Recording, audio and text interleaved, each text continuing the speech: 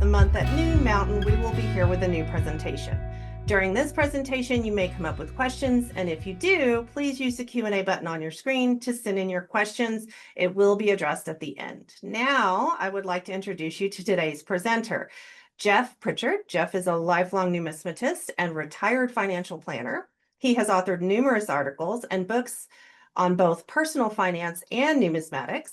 Jeff has done prior presentations for NumismaTalks, as well as for the American Numismatic Society and Newman Numismatic Symposiums. He is a member of the ANA, the American Numismatic Society, Liberty Seated Collectors Club, Pacific Coast Numismatic Society, and the Seattle Coin Club. Jeff will be presenting John Adams, Metals, Money, and Diplomacy, and it's all yours, Jeff. Okay, thank you. Let me share my screen. Okay, hope everyone can see that. And Paul, thank you for that introduction. And certainly thanks to the ANA for hosting this and giving me an opportunity to share a little bit about John Adams, his diplomacy, the metals, the money, and some of the issues around John Adams. I think probably many of you are familiar with both the beginning of John Adams' political career and the end. In the beginning, he was that fiery patriot. He was one of the very first to call for independence from Great Britain versus reconciliation. He edited the Declaration of Independence. In fact, he was the first one to nominate George Washington to command the Continental Army. And of course, towards the end of his political career, he was our very first vice president and our second president. But there's a period of time there's 10 years in between those times, where John Adams was acting as an ambassador or an envoy to the United States or for the United States, and was overseas, a little bit out of sight, out of mind. And that's really what we're going to cover today, weaving the history around John Adams and the numismatic issues. And specifically, what I'd like to cover is first off, his second mission to France, where he was representing the United States. And this is a period of time where the serious decline in our continental currency had a big impact, a negative impact on our relationship with France. And then the time he spent in the Netherlands trying to cultivate Dutch support, both military support and financial support for the revolution. And then the Treaty of Paris, our treaty with Great Britain when the revolution was essentially over, and John Adams' role in that. So let's jump into it. Well, as I said before, John Adams made several trips to France. Actually, his first was in 1778, and he was sent there by Continental Congress to assist Benjamin Franklin in arranging a military alliance with France. Well, unbeknownst to Adams, and certainly to the Continental Congress, a mere 2 days after Adams' ship left Boston, Benjamin Franklin and Arthur Lee had successfully negotiated with the French. So by the time Adams arrived, there really wasn't a lot for him to do. He did some administrative work, but after about a year, he returned to Boston. But only 3 months after his return, Continental Congress wanted him to go back, and specifically with 3 objectives. One was to negotiate with the British. Now, obviously in 1779, the revolution was very much in doubt. In fact, in all honesty, it looked like we were going to lose. But eventually, win, lose, or draw, we would have to sit down at the table with the British. And hence, John Adams, that was his designated role. The other was to assist with the French relationship, which some fissures had begun to appear in that. And then finally, to go to the Netherlands and cultivate support from the Dutch for both maybe military support, but certainly financial support to support the revolution. So off he went. And any crossing at the Atlantic in winter is perilous, but this journey was particularly an adventure for Adams.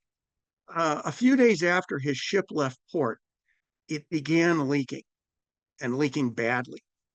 In fact, they had to run the pumps or man the pumps around the clock, 24/7, and not just the sailors involved, all the passengers.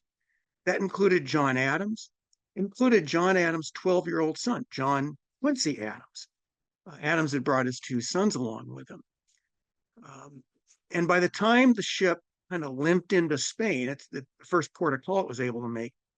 There were 7 feet of water in it, despite the pumping around the clock. So if any of those pumps had broken down, it might have been a completely different story.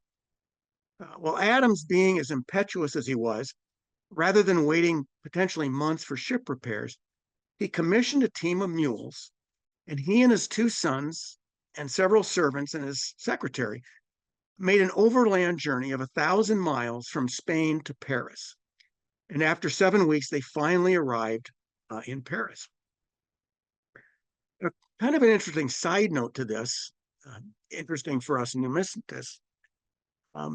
While John Adams was in Europe, he used ancient coinage from Rome and Greece as props to educate his 2 sons about history, philosophy, the leaders, the politics of Greece and Rome, about their wars. And in that instilled a real love of numismatics in his son, John Quincy Adams. This is one of the coins that was in the collection of John Quincy Adams. Kind of a sad footnote to this is, after John Quincy Adams' passing, that collection went to the Massachusetts Historical Society. And in 1971, they sold that collection. They commingled it with a lot of other coinage that they had. And so the provenance, or the pedigree, if you will, of a lot of that coinage kind of got lost or muddied. And again, this is one of the coins where that pedigree has remained intact. But again, kind of an interesting side note to this. Well, Adams arrives in Paris, and Benjamin Franklin has already been there a while, of course, but he begins crossing swords with the French Minister of Foreign Affairs, Charles Gravier, the Count of Vergennes. Now, historians simply refer to him as Vergennes, but he and Adams did not get along. First of all was their personalities. Vergennes was very nuanced, very sophisticated. He loved the kind of that kabuki dance of diplomacy. Adams, on the other hand, was blunt, direct, and had quite a temper. And so just from a personality standpoint, these 2 were like oil and water. They didn't get along. But there were 3 strategic elements between the United States interests and the French interests that really created a chasm between these 2. The first being the positioning of the French fleet. France had a decent-sized naval presence in the Western Hemisphere. But in 1779 and 1780, Vergennes had them all positioned down in the Caribbean to protect the French sugar plantations. You kind of have to remember at this time that, second only to gold and silver, sugar was by far the most profitable commodity of the New World. And Vergennes wanted to protect those plantations. Adams, on the other hand, believed that if the French would just simply coordinate their fleet with the land armies, the Continental armies up in the U.S., that had the potential to deliver a real knockout blow to the British forces. But Vergennes would not relent. He would not move that fleet. And this is kind of symptomatic of some real differences in the American interests and the French interests in our revolution. The United States interests were, pretty obvious. We wanted our freedom or liberation from Great Britain. France's interests were a little more nuanced, I guess you could say. Basically, Vergennes' main interest was not for Americans to win their independence. It was to weaken Great Britain. And Vergennes felt the longer the revolution lasted, if it went year after year after year, Great Britain would become weaker and weaker and weaker. In fact, Vergennes even envisioned the French eventually invading Great Britain.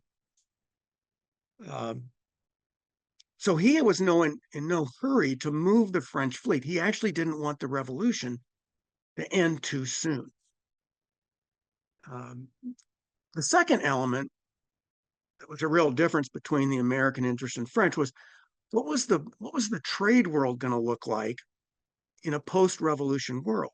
Now, assuming the United States could win, and again, it looked pretty doubtful this time, but Vergennes expected that if the United States won, that France would inherit this near monopoly that Great Britain had on the United States trade.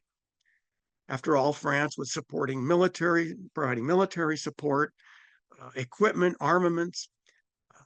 They should rightfully inherit that trade monopoly. You have to remember that trade monopoly that Great Britain had was incredibly profitable, particularly in an age of mercantilism.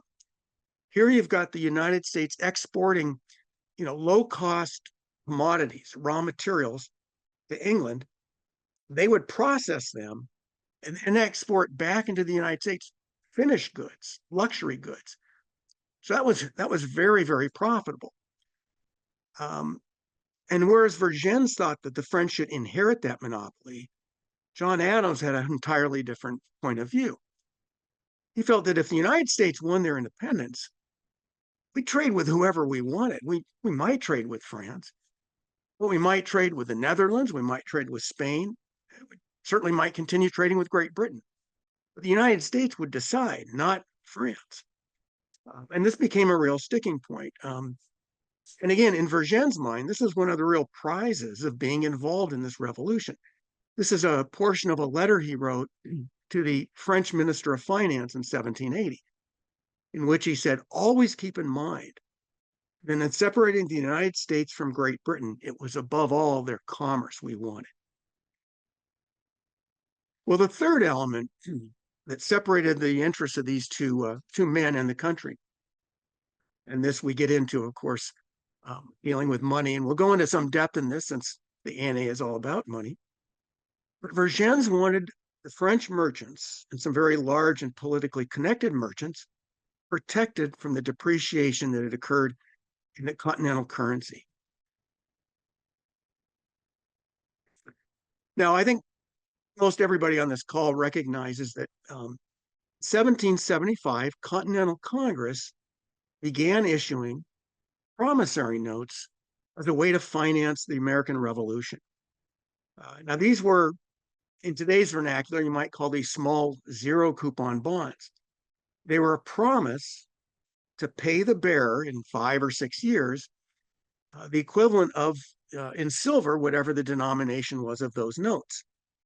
And during that time, they would accrue interest, again, to be paid when they matured in silver. And at the time, there were really no good options for the Continental Congress to finance the revolution. The states had not granted Continental Congress the authority for taxation. And even if they had, there was no infrastructure in place to effectively collect taxes. And then, of course, since the revolution was being fought about taxation without representation, not probably a very popular route to go with the citizens. And of course, there was a specie shortage, a shortage of hard currency in the colonies. So you might not have much to collect. So these promissory notes were issued. Now, before I get into the depreciation, which was, the real sticking point between Vergennes and Adams, there's some interesting, I guess you'd call them technical innovations in our continental currency that I want to touch upon, because some of these are pretty interesting. And the first is, in fact, in the most recent ANA reading room, Ken Bressett had an article on Benjamin Franklin and touched upon this first innovation. But it was putting leaves on the continental currency and other currencies as a means to deter counterfeiting. And so a methodology had been devised to essentially impress a leaf into the printing block. And a lot of people actually credit this with Benjamin Franklin. The technology itself was actually developed by a friend of Franklin's by the name of Joseph Brentnall in 1737. The idea being that the veins of the leaves in and of themselves were a very intricate pattern. But as Eric Newman pointed out in his research, that because the veins of a leaf are gradated in thickness, to copy that through an engraving process would be extremely difficult versus the kind of the innovative approach that Brentnall had discovered. The second element or kind of innovation was the underlying paper itself. This picture is from a study done at the University of Notre Dame, which actually was concluded in fairly recently, 2023, in which they were looking to examine the structural and chemical composition of the notes. And what they discovered, or maybe the extent of their discovery, was that Holland Sellers, the printers of the Continental notes and a lot of the other colonies' notes, had put indigo-dyed blue fibers into the paper, along with mica flakes. And this was both to extend the life of the paper, also it would help to deter counterfeiting. That study also determined that the actual ink that was used on the Continental notes was a graphite-based ink, very unusual for the time. Again, an effort to deter counterfeiting at the time. And then the third innovation was placing political messaging, or maybe propaganda, if you will, onto the notes. Now, I think we all know that ever since coinage began some 2,700 years ago, there's been political messaging or propaganda used on coinage. But that wasn't the case with paper money. In fact, America was one of the first countries to put political messaging onto their currency. And I think this is probably one of the better examples. It's a Massachusetts note of 1776, 36 shillings. And you can see on the reverse, we've got a picture of a rebel or a colonist. Over his head, it says, "Issued in defense of American liberty." And on the scroll he has, this is a little better picture of the scroll, you can see independence. So clearly it's reinforcing what these notes are being issued for. And again, this was, for the time, this was fairly innovative. Well, let's look at the depreciation. Hence the term "not worth a Continental," that Vergennes was so upset about, that he and Adams really, the relationship really fell apart over this. This chart shows the issuance of Continental dollars between 1775 and 1779. And the purple or magenta line shows the overall issuance, which totaled by the end of 1779 about $200 million. It's far in excess of what the economy could absorb. And that blue line shows the appreciation during that same period of time. And by the end of 1779, the Continental dollars declined to a 41.5 to 1 exchange rate. So what that means is if you wanted to buy a silver Spanish mill dollar, at the outset, you could do it with one paper Continental dollar. But by the end of 1779, it took you 42 paper Continental dollars to buy that one Spanish milled silver dollar. And this problem, of course, it was compounded because at the very same time, those 13 colonies were issuing paper currency, and they themselves issued about 200 million in their own currency. And we also had the British counterfeiting the Continental dollars as kind of a means of economic warfare. So literally the colonies were awash in paper money. Now, there's an old saying you've probably heard that inflation destroys wealth. But in reality, inflation redistributes wealth. And this was really the case in this instance.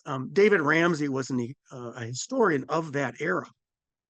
And it really turned the economy upside down.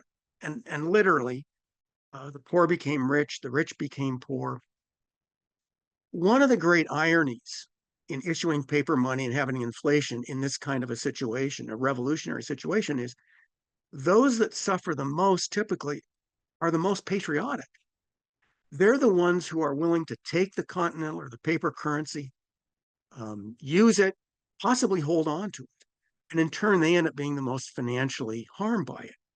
And this, This included John Adams' family.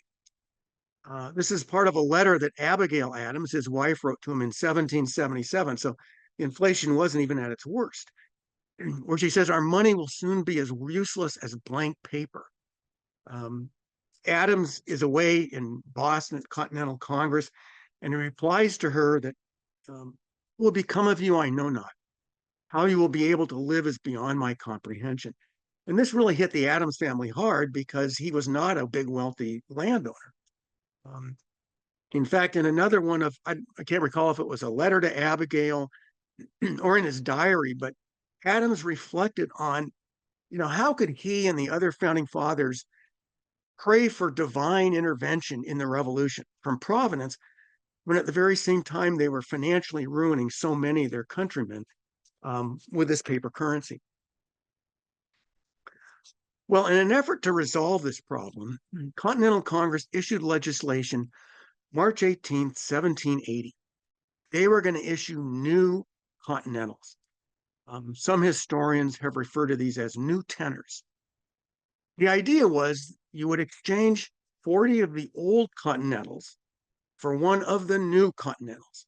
And these were going to be good as gold. They were not going to depreciate. The old Continentals would be retired. These were issued in mid 1780. They carried a 5% rate of interest, and they were going to be redeemable, again, in silver in 6 years, so 1786.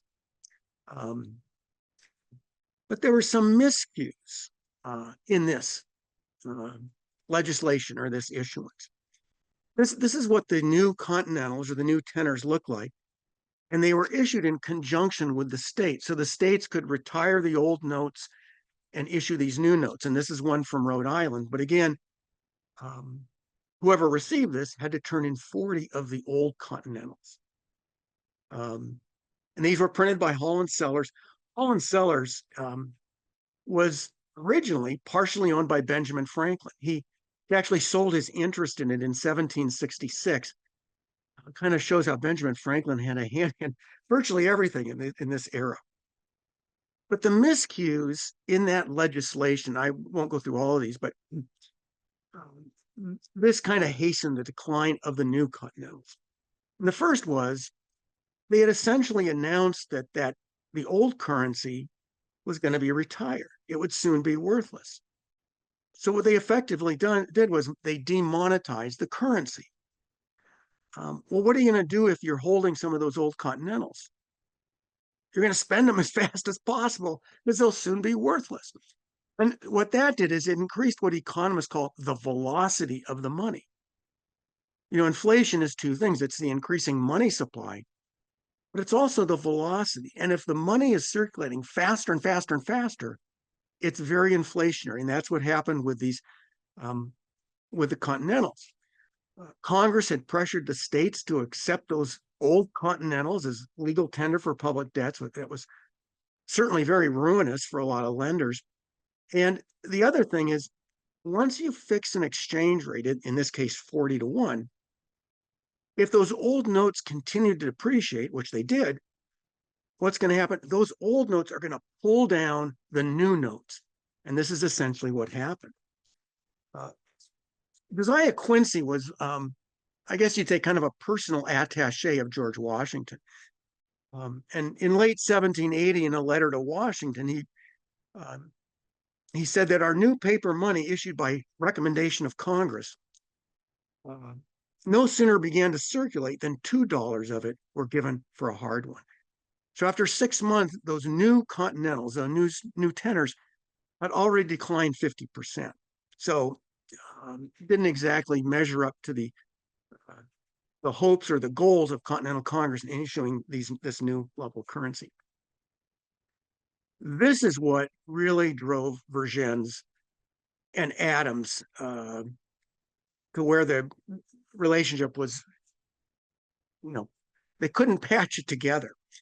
A lot of the French merchants, some of the large ones, had been holding on to that continental currency that they'd been paid in the hopes or the expectation that at the end of the war, win, lose, or draw, either the United States or France would make good on that continental currency and repay it at par value, at the face value in silver.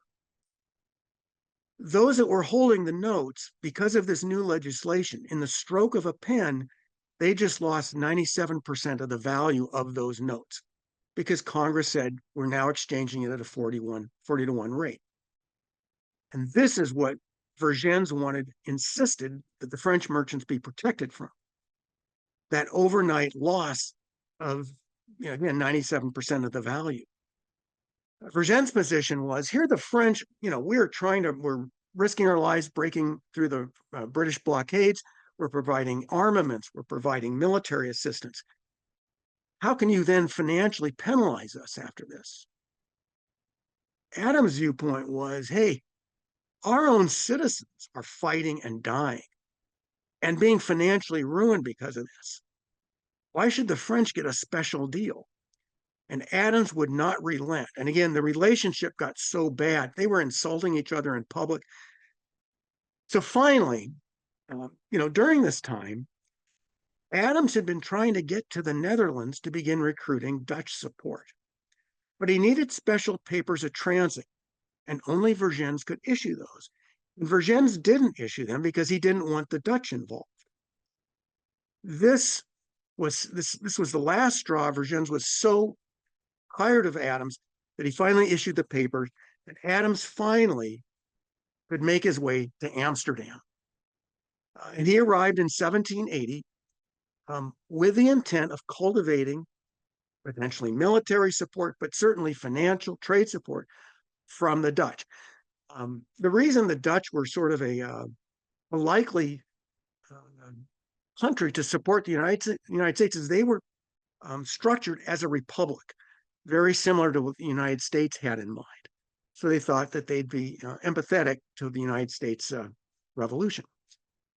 Try as he might, even after a year and a half, Adams was making no headway in getting support or even recognition from the Dutch government. They wouldn't recognize the United States. They wouldn't recognize Adams in any official capacity. And the irony here is during this time, the Netherlands was at war themselves with Great Britain. In 1780, the Netherlands signed what was called the Treaty of Armed Neutrality. And this is a medal commemorating that treaty. And this is an agreement made between Russia, Denmark, Sweden, and the Netherlands. And the real goal here was these four countries, they wanted no part of getting involved in the war between the United States and Great Britain. They really wanted to stay out of it. But they wanted to continue trading with the United States. In essence, they wanted to have their cake and eat it too. Well, once this agreement was signed, Great Britain saw right through it and immediately declared war on the Netherlands. This is a medal issued to commemorate that treaty of agreement. Now, during this time, there were some skirmishes between Great Britain and the Netherlands, and many of these were commemorated in medals. I'm going to show you several. And the first was done in 1781 for the Dutch victory at Cadiz. First, you have to put victory into quotations because this wasn't really much of a victory. Cadiz is a town off the very southern part of Portugal.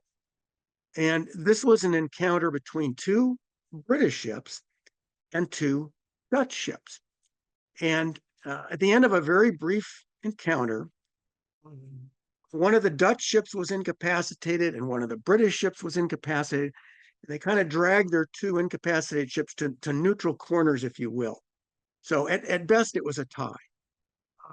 But the Netherlands did issue medals to commemorate this and other battles. The engraver on this is Johan Holsay. Holsay is considered one of the better engravers on the continent at this time. And I highlighted the reverse because it's a great image of the ships of the time, how you can see one of the ships on the left is clearly incapacitated. Holsay's father was an engraver. Holsay ended up being the mint master at the Utrecht Mint. Utrecht is one of the states or provinces in the Netherlands. And he actually engraved until he was 81, which is a pretty remarkable. Well, another medal commemorating one of these battles between Netherlands and Great Britain while Adams was making little progress is to commemorate the Battle of Dogger Bank. Dogger Bank is it's in the North Sea off of the Netherlands. And this was more of a real naval battle. As you can imagine, after Great Britain declared war on the Netherlands, one of the first things they were going to do was blockade the Dutch ports. The Netherlands was extremely dependent upon international trade. Well, after a while, the Dutch figured they would try and break through that. And so 70 merchant vessels and 7 naval ships tried to break through the blockade. The British caught sight of it. They engaged with the Dutch contingent. And after 4 hours of fighting, there were over 100 casualties.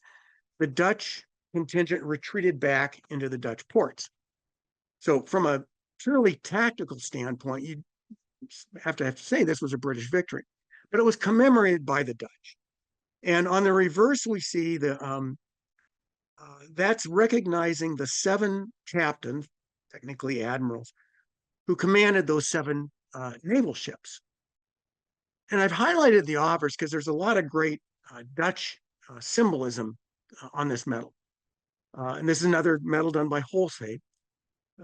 Over here down the bottom on our left, we've got the logos of the Dutch East India Company and the Dutch West India Company. On the pillar, not a great shot of it, is the Dutch Freedom Hat. And this is the equivalent of our Liberty Cap. The woman here holding the spear is the Maiden of Holland. And she is the Dutch equivalent of our Miss Liberty. And she's holding a spear or a lance. And this is very prominent in Dutch culture because whenever the Freedom Hat is displayed, and this dates back to 1581, it is displayed atop the lance or spear being held by the Maiden of Holland. But because they're at war with Great Britain, of course, she's using that spear lance as a weapon. And then over to the right, we have the Belgic lion amidst armaments holding arrows, and that should be 7 arrows. This is a symbol that any of you who are familiar with the coinage of the Netherlands, this is on a lot of their coinage, either the Belgic lion or a warrior holding 7 arrows. And I'll return to that momentarily. Well, little progress was made by Adams in getting the Dutch to recognize them until October of 1781. And in a little town called Yorktown off the Virginia coast, that was a battle that turned the tide of the war. And what happened was General Cornwallis, in command of about 9,000 British forces, got surrounded. To the northwest was the French and French forces. To the south was General Washington and the Continental Army. And to the east, in the harbor, was the French fleet. Vergennes had finally allowed the French fleet to coordinate with the French land forces and Washington's Continental Army. And just as Adams had predicted about a year and a half earlier, that delivered the knockout blow. Cornwallis surrendered, he and his 9,000 troops, and that turned the tide of the war. And it was very clear to the United States, to Great Britain, to all those countries of Europe, that the United States was going to win this revolution. And as you can imagine, this was a major event, and many medals were issued to commemorate that. This is the first Dutch medal which recognized the United States. It was issued by Friesland, which is, again, one of the states or provinces of the Netherlands. And this was issued in both silver and bronze on February 26, 1782. And on the obverse, on our left, we've got an Indian princess, or what the engraver thought an Indian princess looked like. During this time in Europe, whenever the United States was portrayed symbolically, we were portrayed as an Indian princess. Her shield says the United States of North America. The figure in the center is intended to be an ancient Friesland warrior, and the woman on the far right representing Great Britain, extending an olive branch towards the United States. And this angelic figure in the clouds is extending the freedom hat, again, there, the Dutch equivalent to the Liberty Cap, to that Indian princess. One of the interesting things on this medal is at the feet of the Indian princess. Now she's standing on a scepter, which is appropriate, but are broken shackles and broken chains. And this is a symbol that's used not only in kind of Dutch culture, but throughout Europe, representing newfound freedom, or broken chains and broken shackles. Another medal, and this was again done by Holsay. In fact, Holsay wrote a long letter to John Adams, because this was issued by Holland, specifically recognizing John Adams as the official envoy and representing the United States. And again, Holsay wrote a letter to Adams, sent him several samples of the medal. On the obverse, it says, "A free sister." And we've got our Maiden of Holland here, extending the freedom hat on that spear or lance above the Indian princess, above the United States. Our Indian princess has 13 stars on her shield, and she's standing on the neck of a leopard. And at this time on the continent, in Europe, Great Britain was portrayed as a leopard. So our Indian princess is, again, standing on the neck of that leopard. Well, with the revolution essentially having been concluded, John Adams is called to Paris to help negotiate the Treaty of Paris, our treaty with Great Britain. But he stayed in the Netherlands a couple months longer than that, to finally arrange for loans and to negotiate a trade agreement with the Netherlands. And he was successful. He negotiated a loan with a consortium of Dutch banks for 5 million guilders. In today's equivalent in US dollars, that was about $300 million. So a significant loan and desperately needed by the United States. In fact, you can see here, over here on the right, is John Adams' signature on this treaty. And as you can imagine, this was a real significant event in the Netherlands. For the US, it was actually the very first official treaty entered into by the, kind of the newly born United States. And the Netherlands issued a number of medals to commemorate this. In John Adams, one of his letters to Abigail, he commented on how the Dutch issued medals for darn near anything. He did compliment in that same letter that most of them were beautifully and artistically rendered, but the Dutch did issue a lot of medals. This one was issued in 1782 for the Treaty of Commerce. On the obverse, we've got the representation of America extending an olive branch to the Maiden of Holland, and she is sitting on trade goods. Down there, we see that if you look closely, that Belgic line, gosh, holding arrows again. Behind the American figure is a barrel filled with maize or Indian corn. This is a very popular medal with collectors because it's the first rendering on a medal of the American flag, where you can really see that it is the American flag.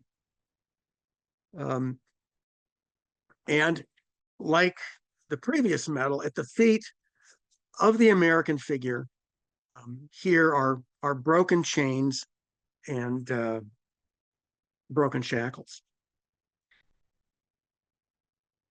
Well, this is kind of an interesting medal. It again commemorates the trade agreement issued by the Dutch. On the reverse, we see trade goods, the flags of both countries, although you can't really tell, they don't have enough definition. This is kind of an interesting medal because the engraver, a fellow by the name of Loggeman, engraving wasn't his primary vocation. It was toy manufacturing.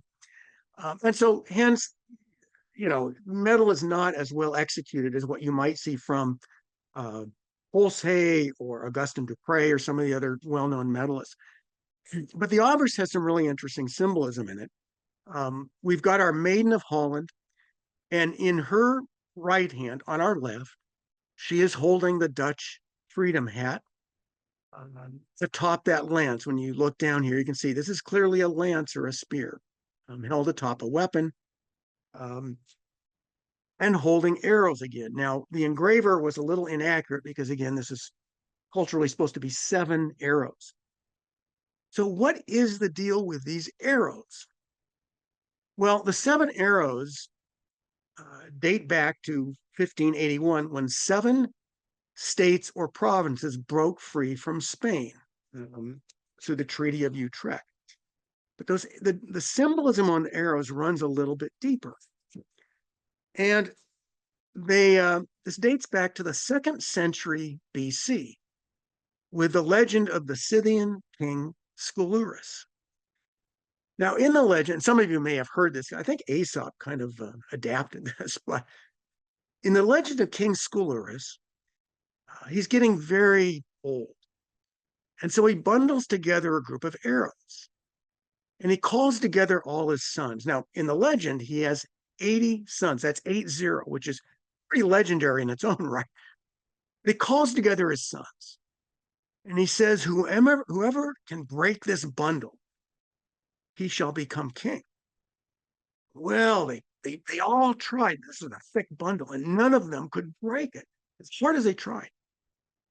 Finally, King Scalurus took the bundle back and he unwrapped the bundle and slowly, methodically broke each arrow one at a time. And that ties in with the Dutch motto at this time, which was unity makes strength, discord breaks strength. But you will see those 7 arrows on Dutch coinage up through the mid-20th century, referencing back to this legend. Well, John Adams finally makes his way to Paris to help negotiate the treaty with Great Britain. He arrives October 26, 1782, and there's a handful of issues that need to be resolved in this negotiation with Great Britain.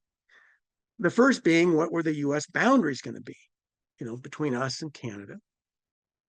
The second issue was Mississippi navigation. How was the navigation on the Mississippi River going to be handled? And Newfoundland fishing. In this time, the cod fishing off the Great Banks was a big part of the New England economy. And so that had to be figured out. And the fourth issue, how are the pre-war debts of loyalists going to be repaid? And ironically, this was quote resolved in the treaty. But the United States kind of reneged on this. In the treaty, in the understanding, those pre-war debts were going to be repaid to British loyalists in silver or gold. But we didn't really do that. We ended up repaying them in paper currency, which didn't have a lot of value. That became one of several sticking points, if you will, that led to the ultimate War of 1812, that we had not honored this agreement that was in the Treaty of Paris. Well, these 4 issues were actually resolved fairly quickly. In fact, there was a provisional agreement signed on November 30th of 1782. But it wasn't until about a year later, September 3rd, 1783, where we finally officially signed the Treaty of Paris with Great Britain. And again, a number of medals were issued to commemorate this. I pulled this picture out because it's kind of interesting just to see what our negotiating team looked like. It's a pretty famous painting by Benjamin West, but the has a good likeness. We see standing at the far left is John Jay. Seated beneath him is John Adams, obviously Benjamin Franklin. The gentleman standing in the middle is a lesser-known historical figure by the name of Henry Lawrence. Henry Lawrence had the unfortunate distinction of being involved in the first high-level prisoner exchange the U.S. was involved in. He was a member of Continental Congress, And in September of 1780, his ship was captured by naval forces, and he was imprisoned for about a year in the Tower of London. Well, after we had captured Cornwallis, the British said, "We want Cornwallis back." And the United States essentially said, "You want Cornwallis back? We want Henry Lawrence back." And so again, it was the first high-level prisoner exchange. And then seated in the center there is actually Benjamin Franklin's grandson. This painting's famous because it was unfinished, because the British contingent, being a bit grumpy at the time, refused to pose for the picture. But there were a number of medals issued to commemorate this. This was a significant treaty. One of the significant factors is that Great Britain signed 4 separate treaties, one with the United States, one with the Netherlands, one with France, and one with Spain. And this is one of the medals commemorating the agreement that Great Britain signed with the Netherlands, and they actually signed that on September 2nd, a day before they signed the agreement with the United States. This is another medal by Loggeman, the toy manufacturer.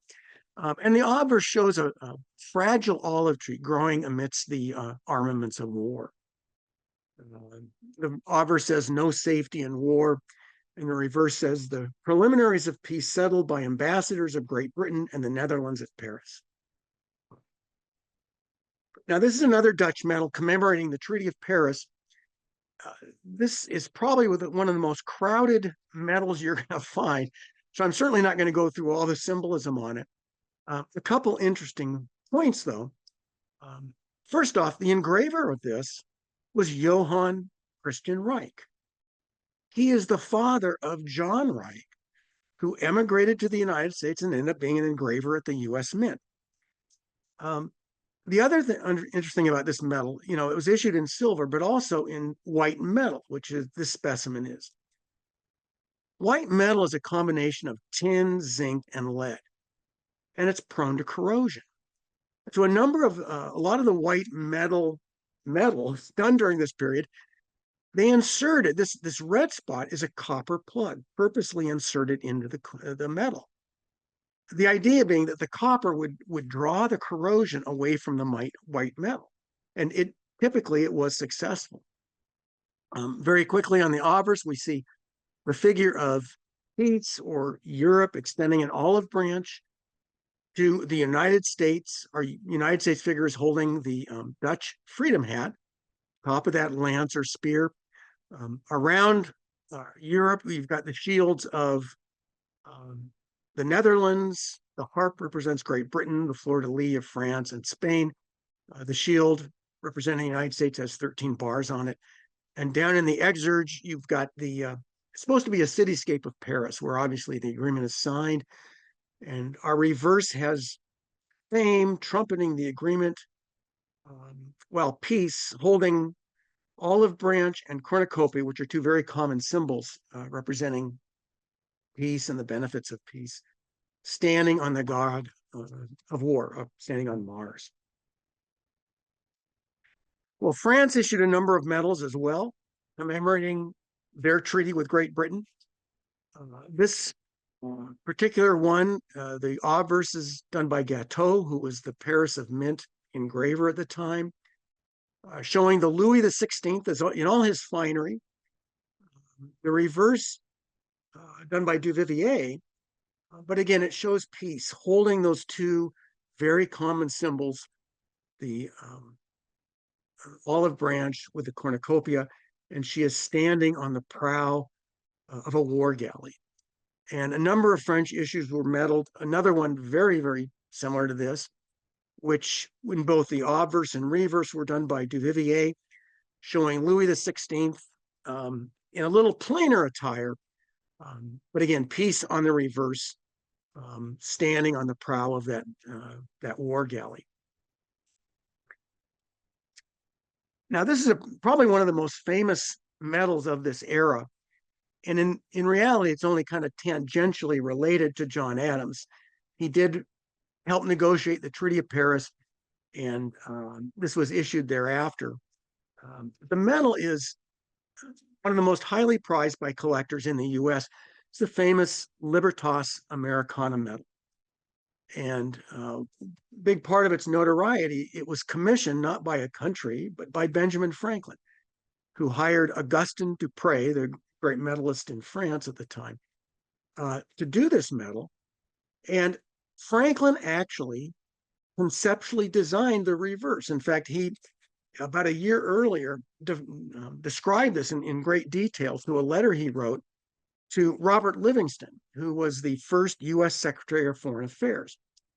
And the reverse portrays France as Minerva, shielding this infant, the United States, from the leopard of Great Britain. And the infant United States, or Hercules, strangling two snakes. Now, this dates back to mythology. And in mythology, when Hercules was born and he was in his cradle, his mother-in-law, or it's not mother-in-law, excuse me, his stepmother, Hera, and for whatever reason, wanted to kill Hercules. And so she had two snakes or serpents put into his crib. Well, Hercules, being Hercules, strangled the two snakes, killing them. And the two snakes here that Hercules, or the infant United States, is strangling, represented the two armies at Saratoga and Yorktown, where we had the two great, the two real military victories of the war, and those dates are below here. The obverse is hugely influential in our U.S. coinage, and I think most of you recognize. And this is the flowing hair liberty.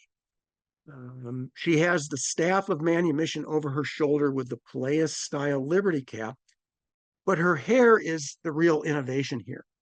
Previously, Liberty's hair had been portrayed as, neatly arranged or coiffed, if you want to say. But here it's wind blown, it's unbound. In essence, it's free. And this was a nuanced reference to liberty. And our early half cents and cents essentially copy this design. And even our early silver coinage had that flowing hair liberty. And one of the interesting factors is no one knows who designed this. Was it Benjamin Franklin or was it Augustin Dupre? There are no letters, correspondence, no early sketches. There's no record that we've discovered thus far of who designed this, but it was hugely influential in U.S. coinage 10 years after. And then finally, I'll conclude with a medal issued in honor of John Adams in 1788 by the Estates General of Holland, their equivalent of Congress. Again, Holland, one of the states or provinces of the Netherlands. And this was recognizing the tireless work that John Adams was involved in to get the United States recognized, to get support from the Netherlands, which was, for an awful lot of it, a very thankless task. And so they issued this medal in commemorative of him. And in fact, this is the only diplomatic medal awarded to any U.S. citizen during the 18th century. So, again, we're all familiar with John Adams' political career in the early days as the patriot, and certainly as our first vice president, second president. But it's kind of nice that there are a number of medals that commemorate the 10 years he was out of the country, tirelessly representing the United States, when he was, for all intent and purposes, kind of out of sight and out of mind. But doing a great job on behalf of the United States. And with that, I will conclude and happy to answer any questions that anyone might have. Thank you. Okay, so I'm going to give it a few minutes to see if anybody wants to pop some questions in there. While I do that, I'm going to do a quick wrap up and just give some updates. So I just want to thank everybody for being here. I also want to thank Jeff for a great presentation.